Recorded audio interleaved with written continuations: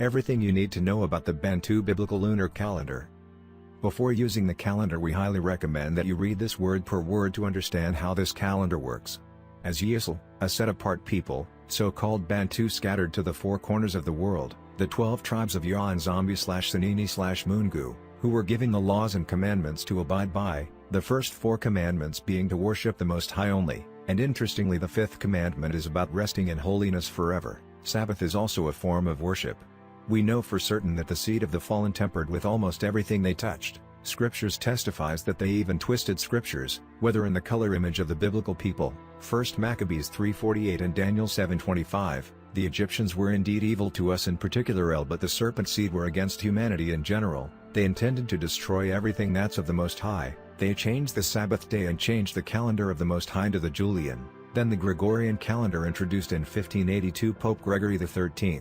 They dedicated every single day and month of their Gregorian calendar from Monday to Sunday, from January to December, to commemorate their satanic deities. For instance, Saturdays are dedicated to Saturn or Saturnus and Sundays are dedicated to the sun god, and through Christian colonialism these pagan practices were then systematically forced upon our people. This was purposely done in order to get rid of the creation calendar and make the new moon, the Sabbath and all the festivities fall on different days of their calendar, which made it as almost impossible to observe our biblical days without persecutions. Indeed, the world is given into the hands of the wicked, but most people, without making thorough research, assume March is the new year simply because September comes from the Latin word septem, which means 7. This is just as a biased drawn conclusion as believing in the letter J Jesus. Here is the reason. The Roman calendar, famously known as the Julian calendar by Julius Caesar, was proposed in 46 BC and used from 1 AD by the Roman Empire in the vast part of Europe. It started in March and had 10 months. This explains why March being first month,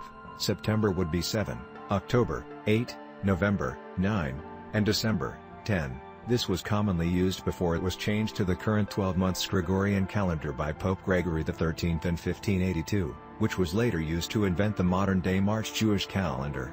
Both the 13 months calendar and the new year starting in March are all just deceptions to mislead the mass even more. The shocking reality is that even after converting to 12 months they still have in place these same Latin month names which do not in any way correspond with the number, because their deities which they are named after come first. Here, the word September, which is today said 9th month, comes from the Latin word septem, which means 7. October, which is the 10th month, actually means 8. November means 9 and December means 10. The sole reason they never appropriately updated these months was because of the names represent in the Roman darkest secrets.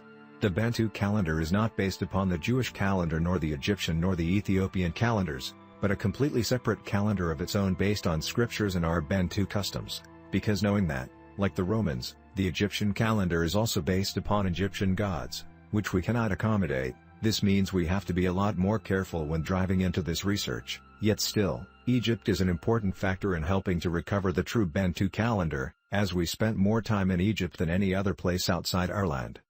Interesting enough, it is biblically proven that the children of Israel, understood time of the day by simply looking at the sun. It's also most important to note that they observed, not worship, the moon, counting one month after the other from new moon to new moon.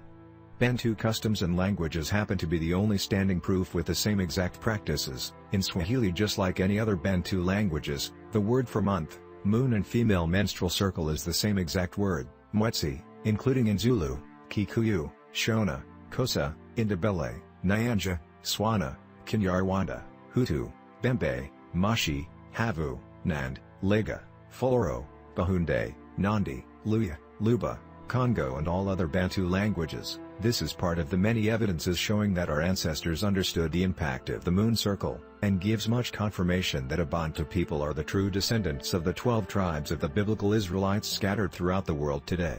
The only people on earth practicing male circumcision not as religiously required but as our culture, a monotheistic people. Our traditions are the Torah and our languages constitute the original Hebrew tongue. Most people, due to the amount of misconceptions out there, many tend to follow the sun alone, others tend to follow the moon alone, and the rest follow white people, all of which are in deceptions. This confusion was prophesied by different prophets mainly in the book of Jubilees 6. First and foremost, we must remind everyone that the promised land is not in Middle East, but in September to November mark the seasons of spring, December to March marks summer, March to June marks autumn and June to August marks winter. This is the same in all of southern African countries. Note, The reason why the Ethiopian calendar has 13 months is because 12 months comprises of exactly 30 days and an additional 1 month with 6 days. This obviously does not align properly with the lunar cycle. It does not have a set-apart new moon feast day each month. It also does not recognize the weekly Sabbath. It is also 7 years behind the world station calendar. In our Bantu customs, we use both the moon and the sun. The sun determines times and seasons of the year and the moon determines the months, one month starting from one new moon to the other. The Book of Enoch 78 also attests to this very approach. Like the lunar cycle, our Bantu calendar usually has 12 months, and each month going between 29 and 30 days starting from the first full moon of the first month of the year to the next, usually around September. The solar equinox occurs in March in the northern hemisphere and in September in the southern hemisphere. This is what dictates the differences in seasons between the northern and southern hemisphere. For instance, when it is winter in Europe and America, it will be summer in sub-Saharan Africa. When it is autumn in Europe and America, it is spring in sub-Saharan Africa. When the southern hemisphere is tilted toward the sun, it's spring and summer, and when it is tilted away from the sun it is autumn and winter. It is important to note that even though the moon takes 27.3 days to orbit Earth, the actual lunar phase cycle from new moon to new moon takes 29.52 days. The Bible in Revelation 11:1-3 and Enoch 74:9-17 speaks clearly about the need to use both the moon and the sun. One is to firstly celebrate the new month festival, then 7 days after is another Sabbath or Sabbato or Samba. Ideally start counting from day 2 as day 1 is new moon day, from sunset to sunset. A biblical month is equivalent to 4 Sabbath days, 28 days, plus a new moon celebration day at the beginning of each month and a possible extra day at the end of each month, because a lunar cycle is usually between 29 and 30 days. We will break this down further for you to understand. The lunar calendar is 29.5 days a month, 354 days a year, summing up to 1062 days in 3 years and 1770 days in 5 years, meaning the moon falls 10 days behind the sun each year and 30 days each 3 years and 50 days each 5 years. The solar cycle is 364 days per year. The Book of Enoch 74 gives enormous details on how it is important for the moon and the sun to work together. The book demonstrates that for this to possible the moon and the sun have to either meet every 3rd year or every 5th years or every 8th year. The lunar month is 29.5 days. If we take all the half days away because half a day cannot be counted on a calendar, 12 half days of the lunar cycle equal to 6 full days. We are going to distribute the 6 days to make 6 months of each year 30 days each and the remaining 6 months 29 days each. This will give us a sum of 354 days per lunar year, and it will align properly with both the monthly and annual lunar cycle, but will be 10 days behind the sun. We will then multiply 354 days by 3 years, which will be 1062 days. This means the moon will be 30 days behind the sun, and to bring both the sun and the moon together, we will simply add a 30 days 13th month every 3rd year. This will be known as leap year, but it will allow the sun and the moon to both start the 4th year at the exact time in September and balance the sabbatical festivals, new moon festivals and other biblical festivals in alignment with scriptures.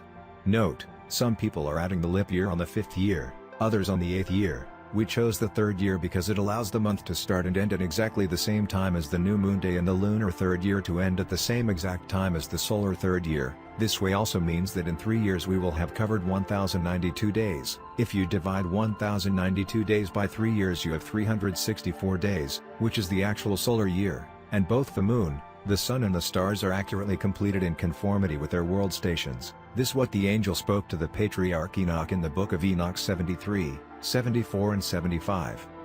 In regards to people suggesting that the Sabbath is supposed to start from sunrise to sunrise because we are the children of light and not of darkness.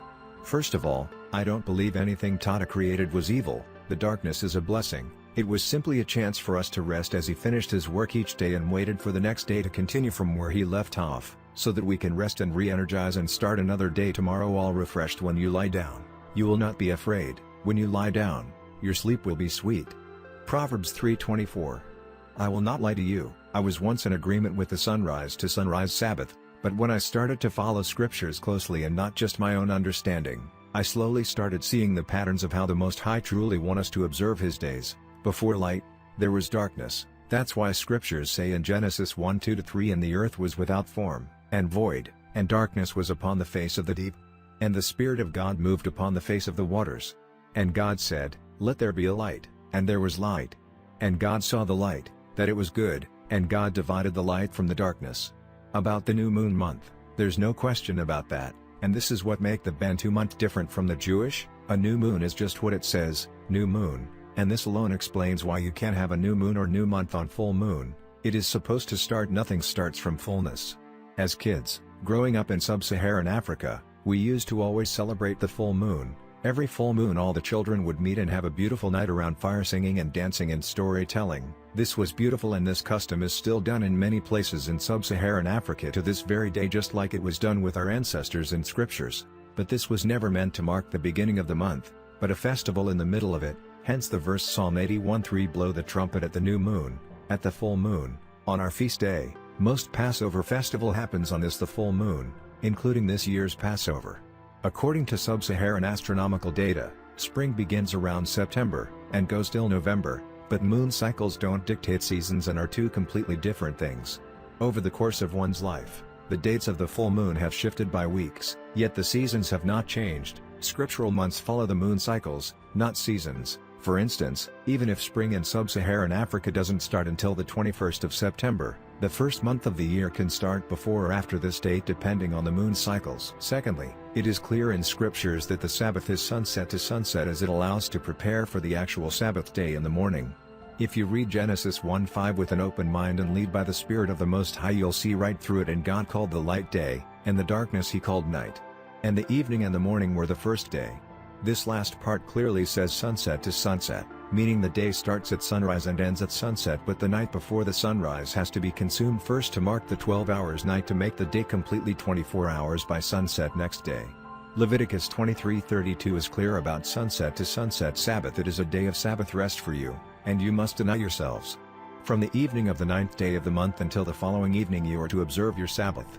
Surprising enough, there's also no scriptures agreeing with the sunrise to sunrise Sabbath concert. It's all just an idea and therefore personal opinions. Here's another verse for sunset to sunset Sabbath. And it came to pass, that when the gates of Jerusalem began to be dark before the Sabbath, I commanded that the gates should be shut, and charged that they should not be opened till after the Sabbath. And some of my servants set I at the gates, that there should no burden be brought in on the Sabbath day. Nehemiah 13:19. Sunset to sunset still celebrates the Sabbath during the day. It's called the morning of the Sabbath, and if you read between the lines and not be guided by emotions, you'd realize that scriptures such as John 11:9, John 9:2, Genesis 2:1-3, Exodus 28:2-11, Isaiah 58:13-14, 56:1-8, Acts 17:2, Acts 18:4, 11, Luke 4:16, Mark 2:27-28, Matthew 12:10-12, Hebrews 4:1-11, Genesis 1:5, 13-14. Nehemiah 13:19 all only support this work right here. Last but not least, apart from the new month feasts and Sabbath days each year, there are other festivals which are to be observed every year, as spoken in Jubilees 6:23, as observed by our patriarch Noah, and in Exodus 12:13 by Moshe and all the Bantu. These including Passover, which is celebrated on the 14th day of the first month as per Exodus 12 and Chronicles 35:1-19. Festival of Unleavened Bread is to start on the 15th of the first month and goes for 7 days after that as per Exodus 12:8-20. Festival of First Fruits is to be celebrated on the same 15th day of the first month together with the Feast of Unleavened Bread as per Leviticus 23:9-14. Festival of Pentecost, weeks, is celebrated on the 4th day of the third month exactly after 50 days, or rather full 7 weeks after the Passover as per Leviticus 23:15-20, Deuteronomy 16:9 and Numbers 28:26-31. Festival of Trumpets is celebrated on the first day of the 7th month as per Leviticus 23:23-37 and Numbers 29:1.